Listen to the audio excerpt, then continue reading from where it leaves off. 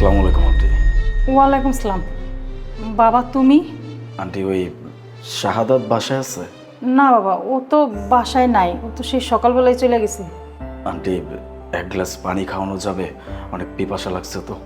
কেন খাওয়া যাবে না? আসো বাবা, ভিতরে আসো।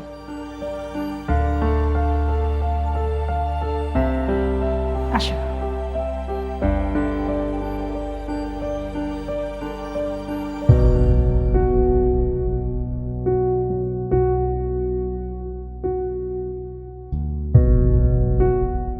বাবা, এখন তো দুপুর টাইম, খাওয়ার সময়। তুমি যেহেতু চলে এসছো, তুমি আমার সাথে খাবে, বসে পড়ো। ইয়ে মানে না, থাক, ক্ষুধা নাই, আমি খেয়ে আসছি। বললাম বসো, বসো। জি।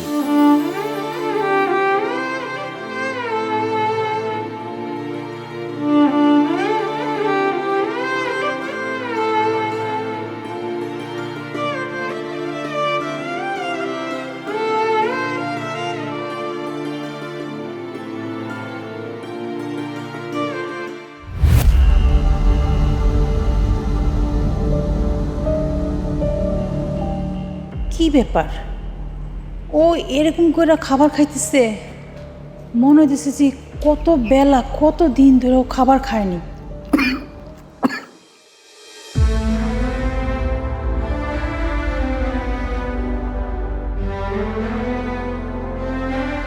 আন্টি আপনারা অনেক ধন্যবাদ, রান্নাটা কিন্তু অনেক মজা ছিল। শাহাদাত আসলে বললেন যে আমি আসছিলাম। ঠিক আছে বাবা। আসি, আসসালামু আলাইকুম। ওয়ালাইকুম আসসালাম, আবার আইসো।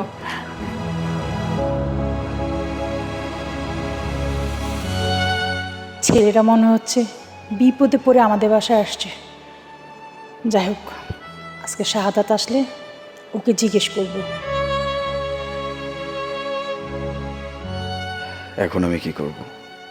এই দুনিয়াতে তো আপন বলতে একমাত্র মাই ছিল, সেই মাটাকেও হারাইলাম। এত কষ্ট, এত পরিশ্রম, কোনো কিছু করেই মাকে বাঁচাইতে পারলাম না।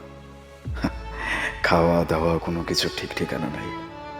আজকে না হয় কোনো মতো ম্যানেজ করে নিছি, বন্ধুর বাড়িতে গিয়ে মিথ্যা কথা বলে খেয়ে আসছি। কিন্তু কাল কি করব, তার পরদিন কি করব?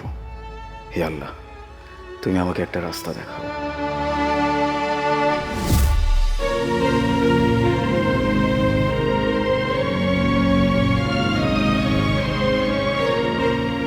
শোন, তোর বন্ধু তোকে খুঁজতে আসছিল, তোকে না পেয়ে তাড়াতাড়ি করে চলে গেল।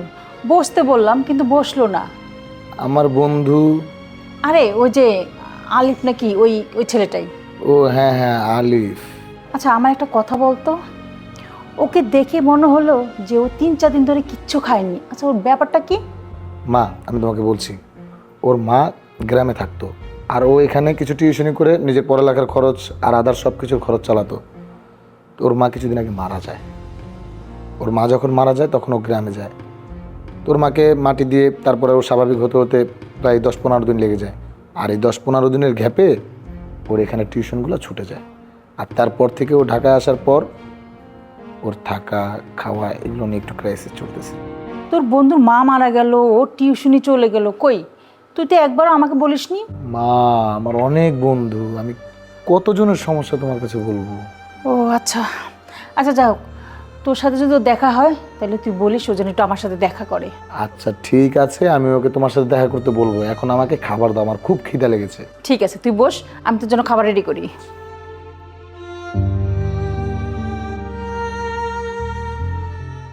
কি রে আলিফ, তোরা আমি পুরো ক্যাম্পাসে খুঁজা খুঁজা হরানো হয়ে গেছি, আর তুই এই জায়গায় একা একা বসে রয়েছিস।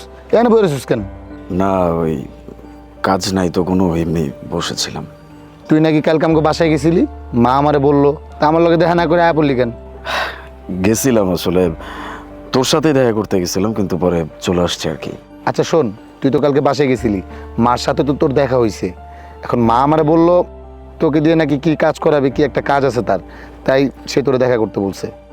কাজ দেখা করতে বলছে? আর ওই যে মা বাসায় একটু খিচুড়ি রান্না করছে, খিচুড়িটা অনেক মজা হয়েছে, তাই তোর জন্য একটু পাঠিয়ে দিছে, এটা খায় আনিস।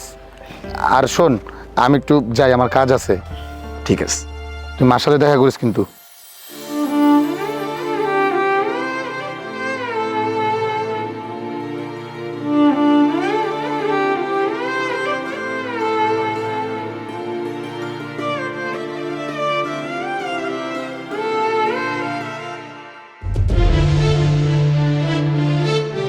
আসসালামু আলাইকুম আন্টি। শাহাদাত আমাকে বলল যে আপনি নাকি কোনো একটা কাজে আমাকে ডাকছেন। আমাকে বলেন কি কাজ করতে হবে, আমি করে দিচ্ছি। হ্যাঁ বাবা, তোমাকে আমি ডেকেছি। তুমি তো জানো বাবা, সাদা সে সকালবেলা বেরিয়ে যায়, সে রাত্রে আসে। সারাদিন আমি বাসায় একা একা থাকি, বাজার করতে হয়, সমস্ত কাজ আমার একা একা করতে হয়। তুমি তো জানো বাবা, এমন এমন কিছু কাজ আছে যে ছেলে মানুষ ছাড়া হয় না। তুমি আমাদের এখানে থাকবে, খাবে, বিনিময়ে তুমি আমাকে একটু সাহায্য করবে। কি বাবা, থাকবে তো? কি হয়েছে বাবা, তুমি এখানে থাকবে তো? আন্টিকে কি এতটুকু সাহায্য করতে পারবে না? ঠিক আছে আন্টি, আমি আমি থাকবো। আমি তাহলে আজকে যাই, আমার ওই জিনিসপত্র সব কিছু নিয়ে আসি। ঠিক আছে বাবা, তাহলে তুমি তোমার জিনিসপত্র নিয়ে আজই চলে এসো। ঠিক আছে।